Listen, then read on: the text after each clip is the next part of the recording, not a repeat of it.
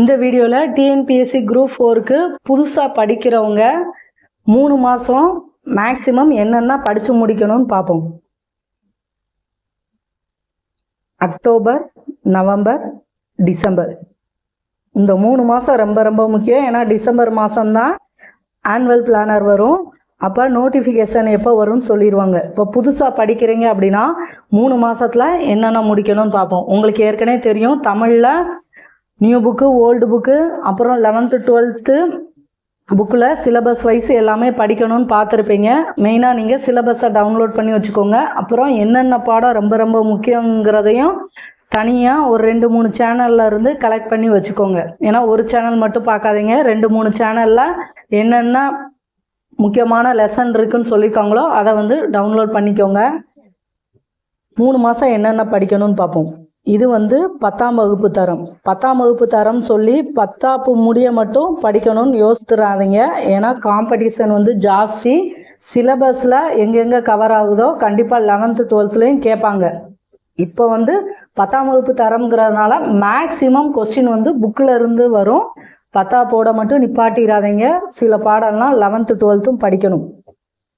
தமிழில் நியூ புக்கில் இது இந்த 3 மாதத்துக்கு என்ன படிக்கணுங்கிறது தான். நியூ புக்கில் 10th 9th 8th, அப்புறம் மேக்ஸில் எண்கள் இயற்கணிதம் டாபிக் 6th to 10th. சயின்ஸில் கெமிஸ்ட்ரி படிச்சுக்கோங்க. சோசியல் சயின்ஸில் உங்களுக்கு 10th புக்கு ரொம்ப ரொம்ப முக்கியம். அதில் 5வது லெசன்லேருந்து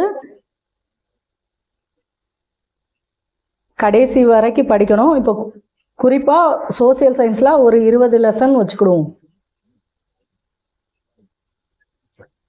மேக்ஸிமம் இதில் எவ்வளோ கம்ப்ளீட் பண்ண முடியுமோ அதை 3 மாதத்தில் கம்ப்ளீட் பண்ணிடணும். உங்களுக்கு ஸ்டார்டிங்கில் படிக்கிறதுக்கு 1 மாதம்தான் ரொம்ப கஷ்டமாக இருக்கும். அடுத்து இந்த 1 மாதம் கொஞ்சம் படிக்க ஆரம்பிச்சிட்டிங்கன்னா அடுத்தடுத்து படிக்க ஈஸி. டெய்லியுமே 4மே இருக்கிற மாதிரி பார்த்துக்கோங்க. Tamil, maths, science, social science. இப்போ காலையில் நீங்கள் சீக்கிரம் எந்திக்கிற மாதிரி இருந்தீங்க அப்படின்னா காலையில் 5 to 7 சோசியல் படிங்க. அடுத்து இடையில உங்களுக்கு எப்போ டைம் கிடைக்குதோ அந்த டைமை கனெக்ட் பண்ணி மேக்ஸு, தமிழ், சயின்ஸில் முடிஞ்ச அளவு கெமிஸ்ட்ரி முடிச்சுட்டு பயாலஜியில் எவ்வளோ படிக்க முடியுமோ அவ்வளோ படித்து வச்சுக்கோங்க. நீங்கள் இது படிக்கிறது இல்லாமல் இப்போ ஒரு வாரத்தில் எவ்வளோ படிக்கிறீங்களோ அடுத்த வாரத்தில் அதை ரிவிஷன் பண்ணுற மாதிரி பார்த்துக்கோங்க. அடுத்து 2 வாரம் கழித்து திரும்ப ஸ்டார்டிங்கில் படித்ததெல்லாம் ரிவிஷன் பண்ணுங்கள். வாரம் புதுசாக படிக்கும்போது பழசு எல்லாம் சேர்த்து நீங்கள் ரிவிஷன் பண்ணிக்கிட்டே வாங்க. ஏன்னா இது சோசியல் சயின்ஸில் 10th புக்கு ரொம்ப ரொம்ப முக்கியம். கண்டிப்பாக எல்லா லைனுமே மேக்ஸிமம் படிக்கிற மாதிரி இருக்கும்.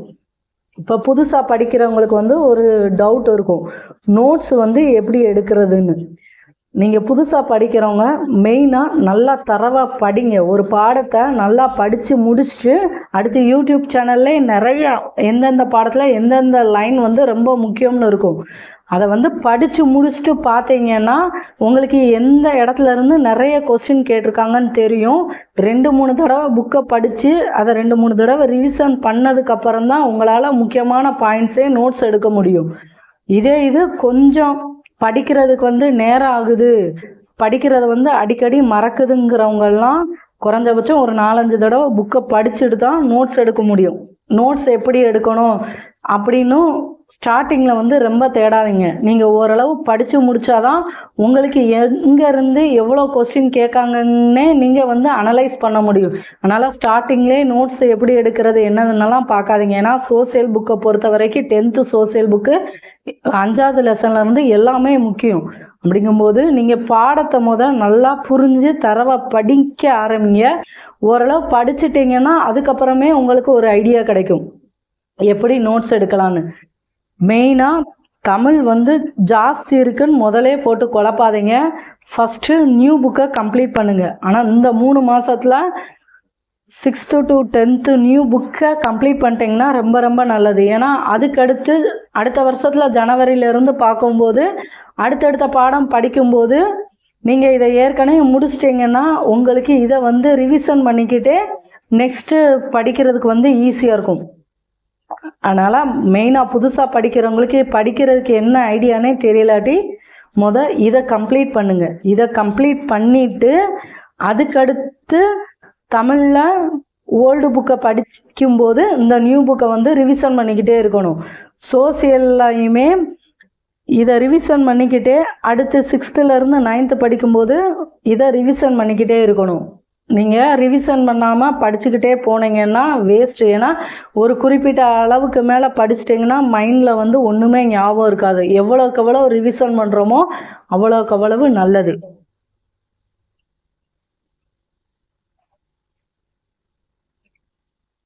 அடுத்து மெயினாக டெஸ்ட்டு. புதுசாக படிக்கிறவங்க ஏற்கனவே டெஸ்ட் பேட்சில் ஜாயின் பண்ணியிருந்தீங்க அப்படின்னா அவங்க கொடுக்குற டெஸ்ட்டோட நீங்கள் படிக்கிறத நீங்களும் தனியாக ரிவிஷன் பண்ணிக்கிட்டே இருங்க. ஏன்னா அவங்க கொடுக்குற டெஸ்ட்டு மட்டும் முடித்தா போதும்னு நினச்சிடாதீங்க. ஏன்னா புதுசாக படிக்கிறீங்க அப்படின்னா ஒரு குறிப்பிட்ட டைமுக்கு இடையில எல்லாமே ரிவிஷன் பண்ணிக்கிட்டே இருக்கணும். ரிவிஷன் பண்ணால் தான் நமக்கு ஞாபகம் இருக்கும். டெஸ்ட் பேட்சில் ஜாயின் பண்ணாலும் புதுசாக படிக்கிறவங்களுக்கு 100ல் 2 பேரால் தான் அவங்க கொடுக்குற போர்ஷனை கம்ப்ளீட் பண்ண முடியும்.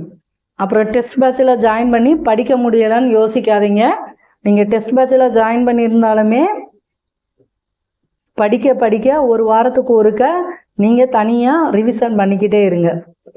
அடுத்து மெயினாக நோட்டிஃபிகேஷன் வந்ததுக்கப்புறம் கண்டிப்பாக ஃபுல் டெஸ்ட் எங்கெல்லாம் போடுறாங்களோ மெயினாக ஃபுல் டெஸ்ட்டை அட்டன் பண்ண பாருங்கள். இப்போதைக்கு இந்த 3 மாதத்துக்கு இதில் எந்த லெவலுக்கு கவர் பண்ண முடியுமோ அந்த லெவலுக்கு கவர் பண்ணுங்க. நிறைய நேரம் யூடியூப்ல கிளாஸ் பார்த்து டைம் வேஸ்ட் பண்ணாதீங்க. ஒரு கிளாஸ் பார்த்தீங்க அப்படின்னா அதை நல்லா படிச்சுட்டு அதுக்கடுத்த கிளாஸ் பாருங்க. அடுத்து பாலிட்டி படிக்கும்போது மட்டும் சில சேஞ்சஸ் இருக்கும். அதெல்லாம் அப்டேட்டடெல்லாம் புக்கில் நோட் பண்ணிட்டு படிங்க. பாலிட்டியை பொறுத்த வரைக்கும் இப்போ ரீசண்டாக யார் கிளாஸ் எடுத்திருக்காங்களோ அதை கனெக்ட் பண்ணி படிங்க.